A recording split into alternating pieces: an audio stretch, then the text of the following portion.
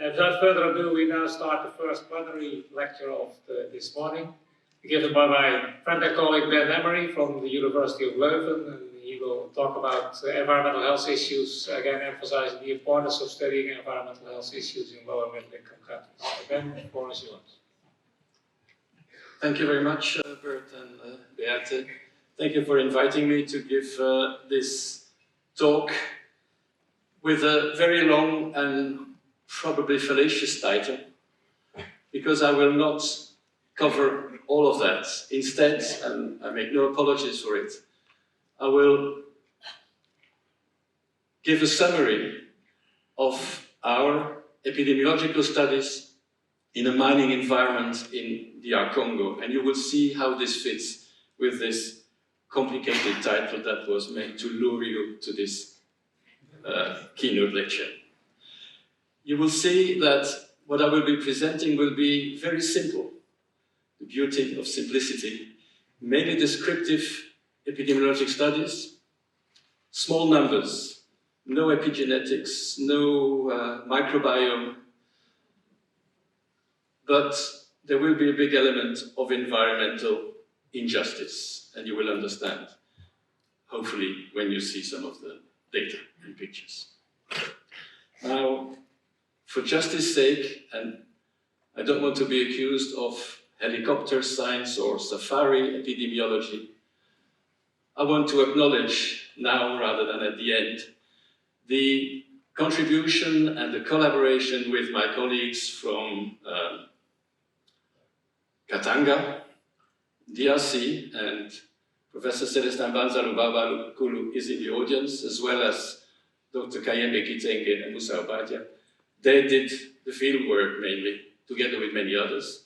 They are from the University of Lubumbashi in DR Congo. This is the School of Public Health in Lubumbashi.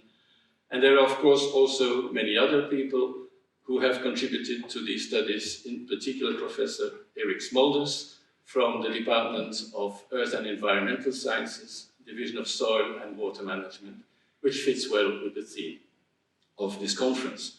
And there are also many other people who have contributed, and some of them are in the audience too. Now, the outline of my talk will be, I will briefly give a context of metal mining in DR Congo, in the Katanga province, and I will describe some of our studies that we did mainly on exposure in the general population. We did studies among workers, but I will focus on the general population here.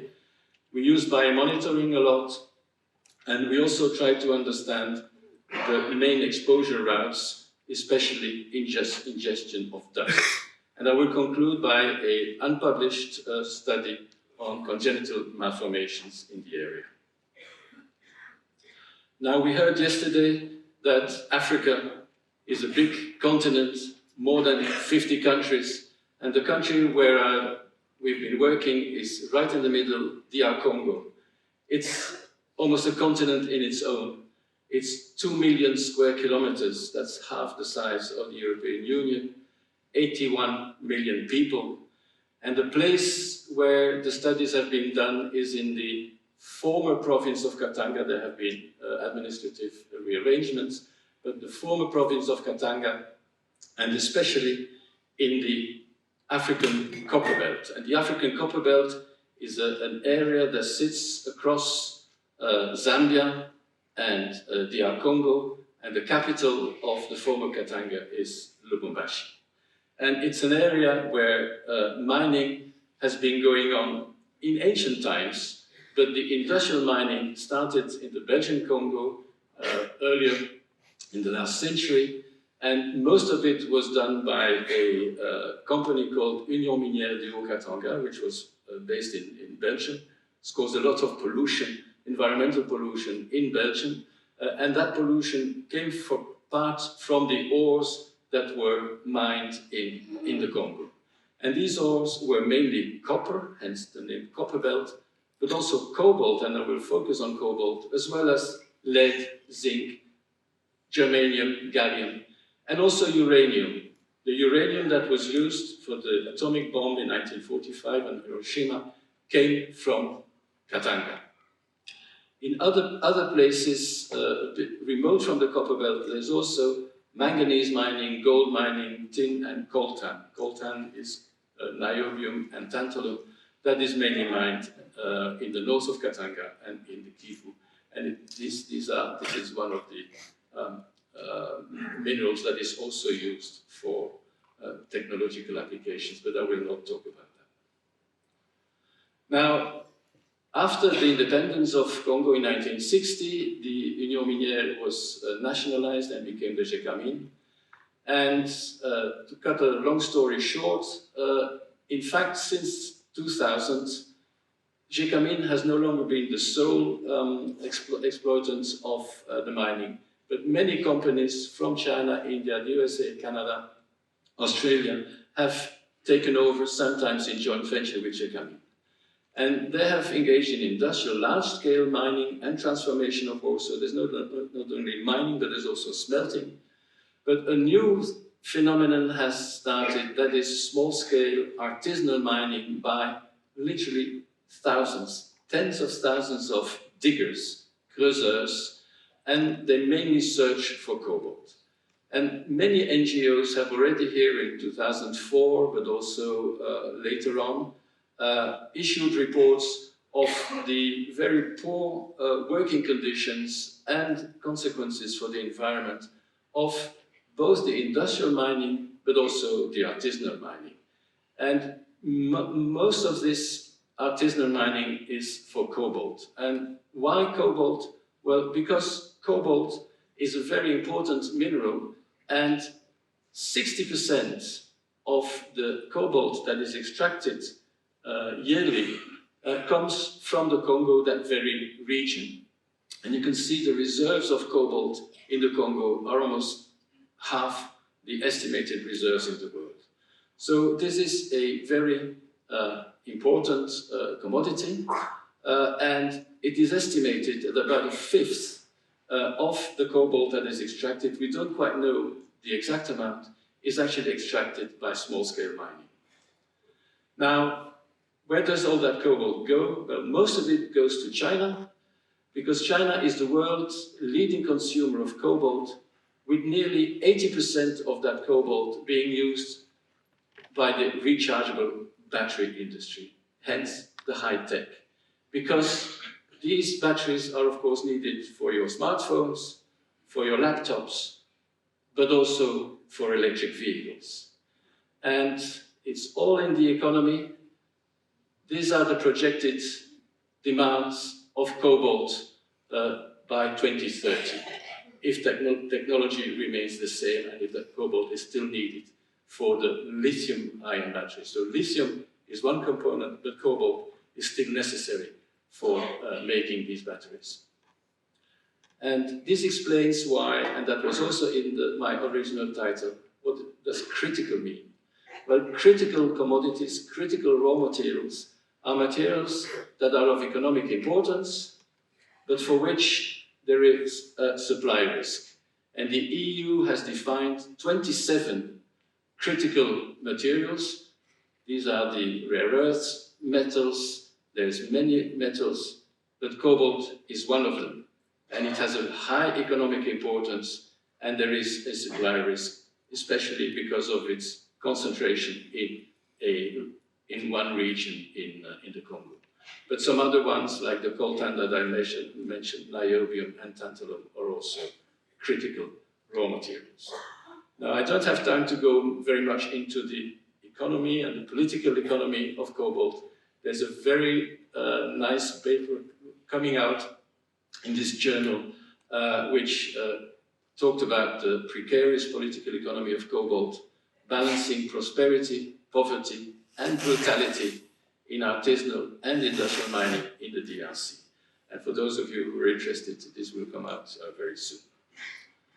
Now, what about our work into looking at the exposure of people in relation to metal mining and processing? Well, the story is about 10 years old in terms of publication. We published a first paper in environmental research looking at human exposure in Katanga. And this is Professor Banza 10 years ago, well, more than 10 years ago, together with community workers during one of our surveys. This was actually the very first one in Lubumbashi.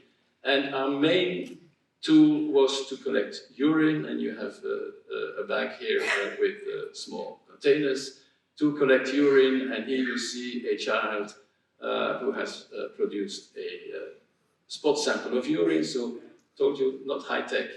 This young girl comes from the toilet with a vessel full of urine. And these are the results.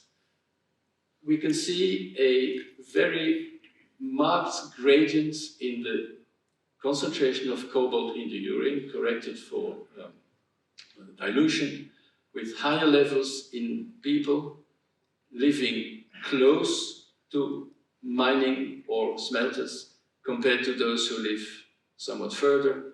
And these are controls who were from 400 kilometers away from the area. Now, these numbers or figures don't tell you much until I show you the normal values of cobalt according to NHANES. And more importantly, this is the occupational limit. In a factory, you should not have an exposure exceeding 15 micrograms per gram creatinine in workers, and we see that 50% of these people who were not workers, they were just residents in the vicinity of mining, 11% of those who lived a bit farther, and importantly, of the children in these areas, 9 out of 10 had levels that were above this occupational limit, and this was not child labor.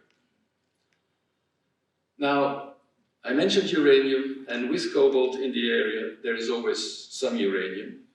The concentrations are different, but you see that the pattern is very, very similar. We don't have occupational limits, but the normal population value according to NHANES is here, and you can see that all subjects in both areas are almost all subjects are above this limit. So the conclusion at the time was that subjects who were living very close to mining or smelting had higher urinary concentrations of several metals. I showed you cobalt and uranium, but also arsenic and copper, than those who were living somewhat farther away. And the values of cobalt in the urine were the highest ever published in populations. And children tended to have the highest values for most metals except cadmium. Now, this was old study. I will show you a further study in a community affected by artisanal mining, and this has been recently published in this new journal. And the title is Sustainability of Artisanal Mining of Cobalt. It's actually the non-sustainability. This was done in another town in Kolwezi, and there's a major mining town where there has been large open cast, and still is, large open cast industrial mines since the 1930s. But early 2014, someone, a resident, discovered while digging a latrine in his home, that his home was sitting on a very rich vein of heterogenite, which is a cobalt mineral. And that was in a residential area, and within a few weeks, months, the whole area was full of artisanal miners who were digging pits and producing a lot of rubble in almost every property of the area. And you can find YouTube films on that. So this is a Google map of Kolwezi city, and these are the big industrial mining areas, which I will not talk about here, but it happened here within the city. The study area was composed of an area where mining was going on, and this will be the red area. I will explain the dots later on. And this is a control area a kilometer away from the test area.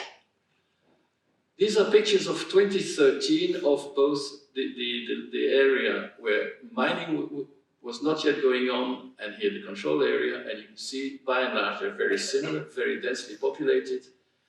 And these are Google pictures in 2016, where you can see that this has become orange, whereas there's been no change here.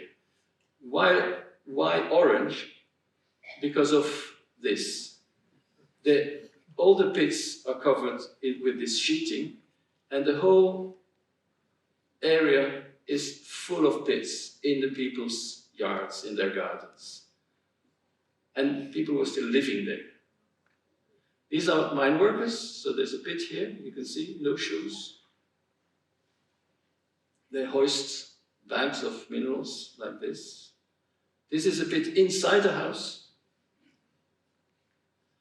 And these are places where the ore is being washed in the river, and you have people working the whole day in those circumstances.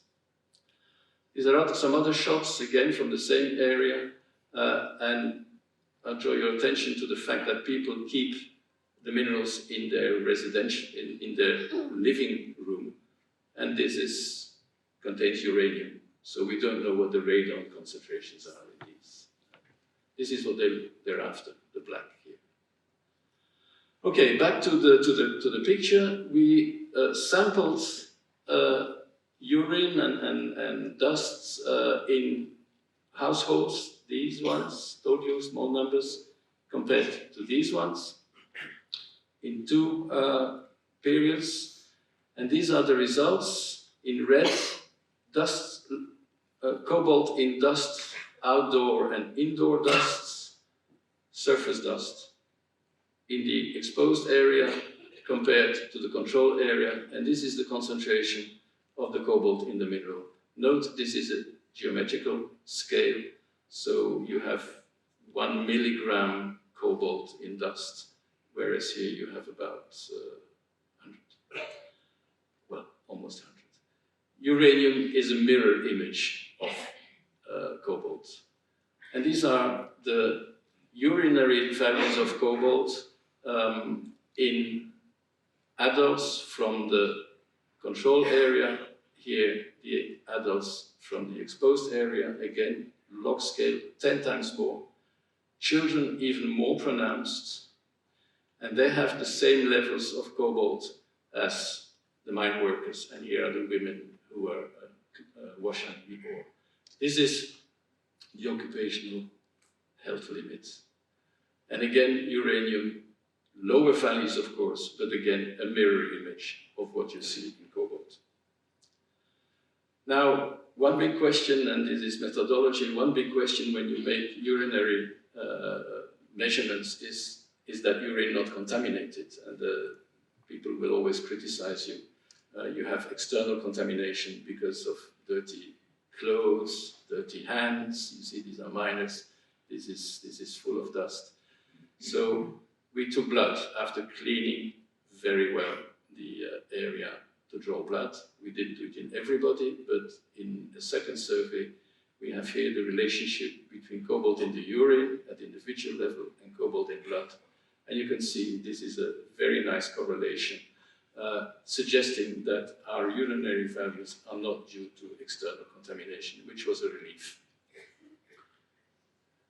And this is the last slide of that story, is that we also measured a marker of oxidative DNA damage and repair in the urine of adults and children. I'm only showing the children here, but because we found, even with so low numbers, a very strong and significant, of course, correlation between the levels of cobalt in the urine and the levels of 8-hydroxy-DG, suggesting that these children were undergoing oxidative stress more in the red area, the exposed children, than in the green area. The relationship was not significant in adults. Okay, I told you that we also were interested in trying to find the pathways, routes of human exposure. And again, I don't have time to go into all the details. We published a first paper in which we looked at the exposure to cobalt in various circumstances, and our conclusion was that in control areas, most of the cobalt came from the food, maize flour, and cobalt is an essential element, so this is okay. In a polluted lakeside area, polluted by water coming from the industries, the contribution of fish, cobalt in fish, was substantial. And in the most polluted areas, the homegrown vegetables were highly contaminated with cobalt. But also dust was a very big contributor, especially among the children. And you can see why. I mean, these are shots of children that were not taken for research purposes, but because it was typical for the area. But we have now a very recent study done mainly by our friends from the water and soil department, done in Lubumbashi, a very difficult study, because it included 120 participants from 46 households, so there were adults and children. 81 of these participants lived in mine districts in Lubumbashi, and they were seen in the dry season, and 51 of those were also seen in the rainy season. 96 hours duplicate meals and drinks were taken, so people were paid to cook twice what they would cook and then give one half for analysis. 96 hours fishes collection, which is quite an endeavor to obtain fishes for 4 days and then to process them, which is not a very funny thing to do.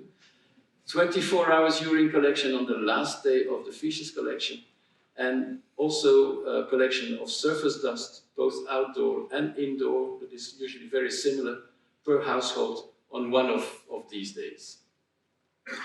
Trace metals were measured in the food, in the fishes, in the urine, and in dust.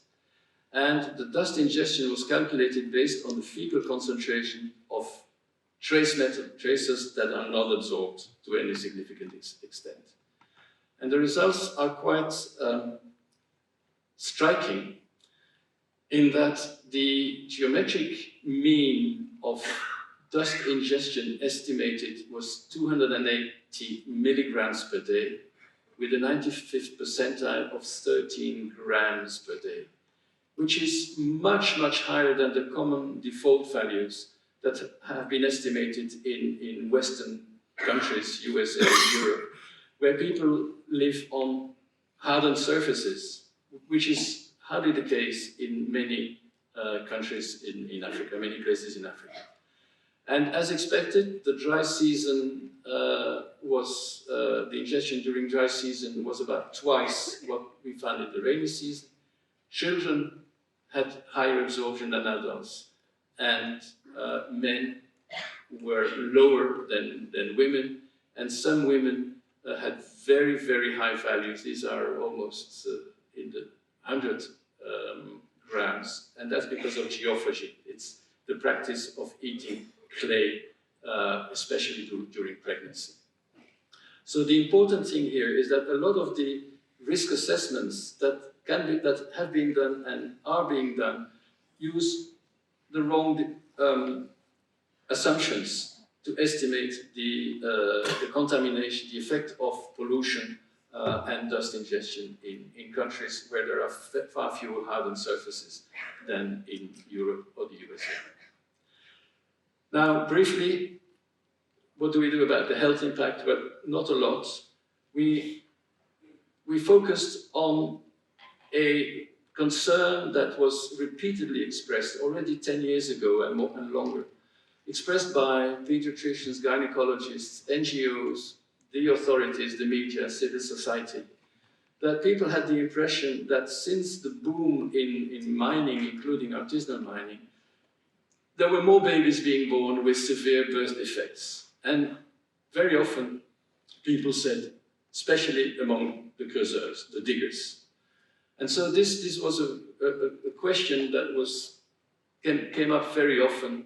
And so we decided to tackle this by a case control study, in which cases would be infants born with visible birth defects and controls infants without visible birth defects born from a mother of a similar age.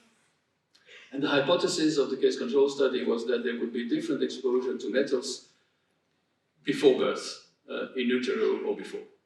And so we assessed this exposure by a questionnaire, by measuring metals in cord blood or placenta, in blood, urine, and hair of the mother, and if possible, of the father.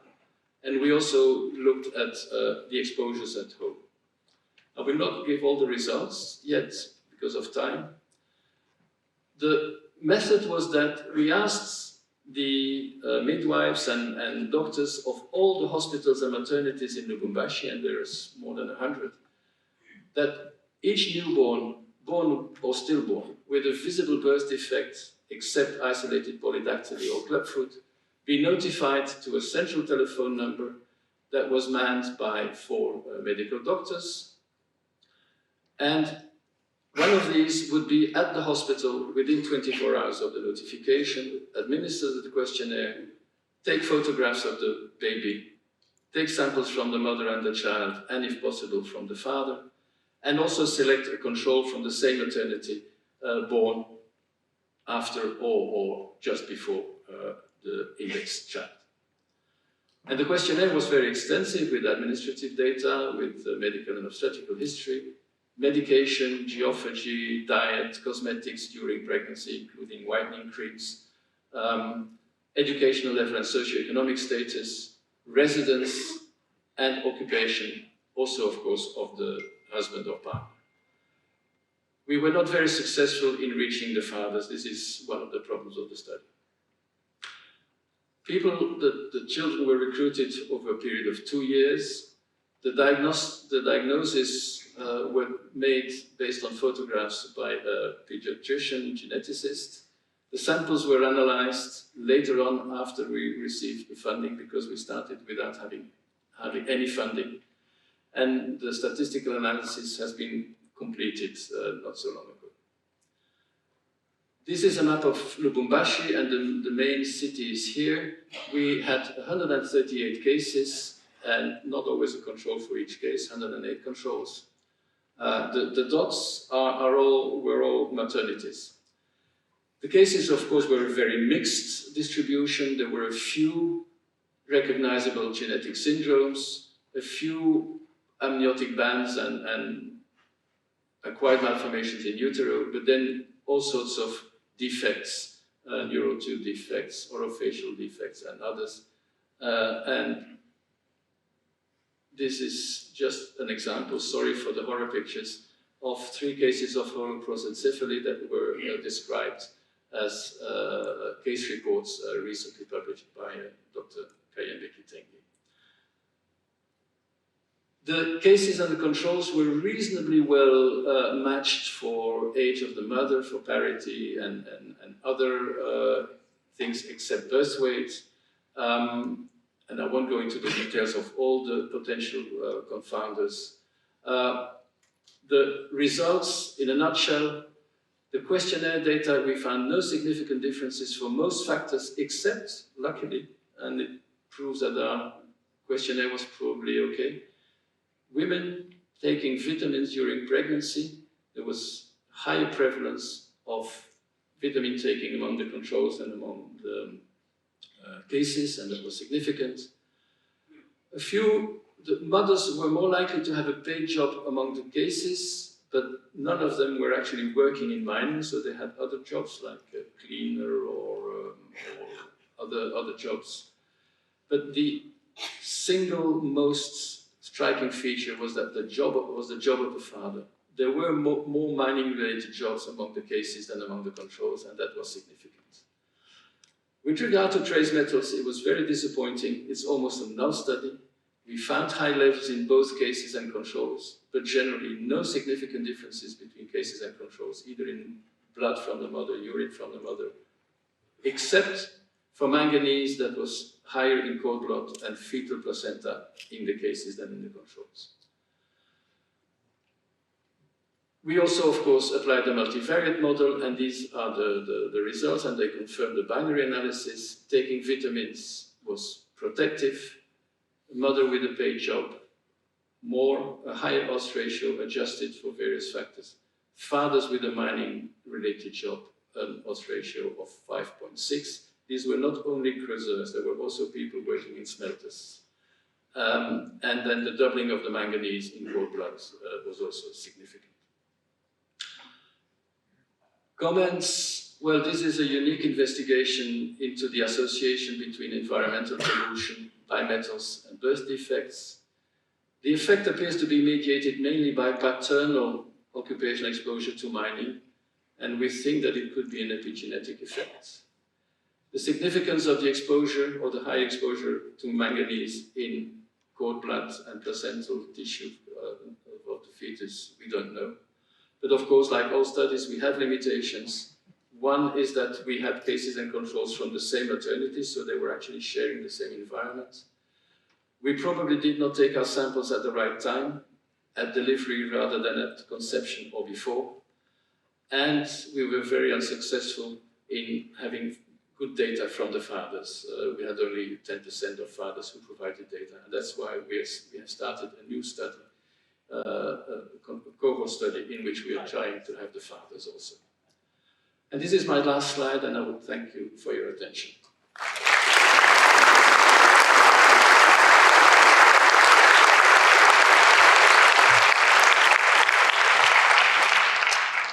Thanks very much, Ben. This is really another example of barefoot epidemiology, I guess.